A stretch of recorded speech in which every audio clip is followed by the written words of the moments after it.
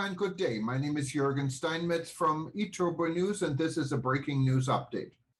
For more news updates and shows, please go to youtube.com/travel news group. youtube.com/travel news group. Here's our update. Sri Lanka now rationing fuel at the pumps. After bankrupt Sri Lanka defaulted on its foreign debt payments this week, Sri Lankan state-run Ceylon Petroleum Corporation (CPC) announced that starting from today, it will be rationing the amount of fuel available at its pumps across the country. The CPC controls around two-thirds of Sri Lanka's fuel market, with Lanka IOC, a local subsidiary of the Indian Oil Corporation, controlling the rest.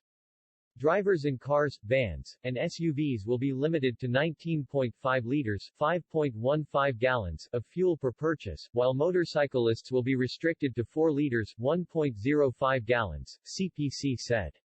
Drivers will also be forbidden from filling fuel cans at the pumps. According to the sources in the country's government, Lanka IOC will likely follow CPC's suit and introduce rationing at its own stations in the near future. Gas stations across the Sri Lanka are running out of fuel, while cooking gas is also in short supply, with Litro Gas, the country's main distributor, saying it won't have any available until Monday. Food items have increased fourfold in price in Sri Lanka, and long lines for staples like rice, milk powder, and medicine have been reported nationwide. Earlier, food and energy shortages have triggered mass protests against President Gotabaya Rajapaksa's government.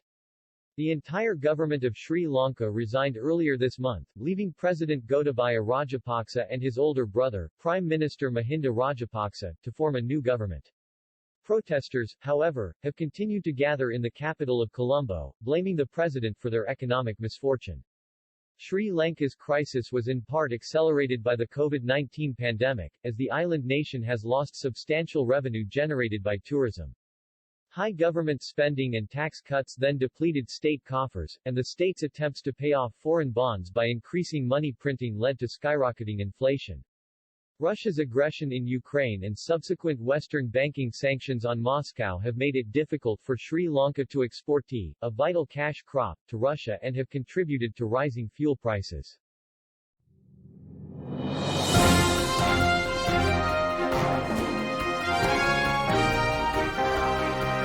Thank you for listening to our news update. There's more on youtube.com/travel news group, or you can read us, of course, in going to our news portal at eTurboNews.com or travelnews.online.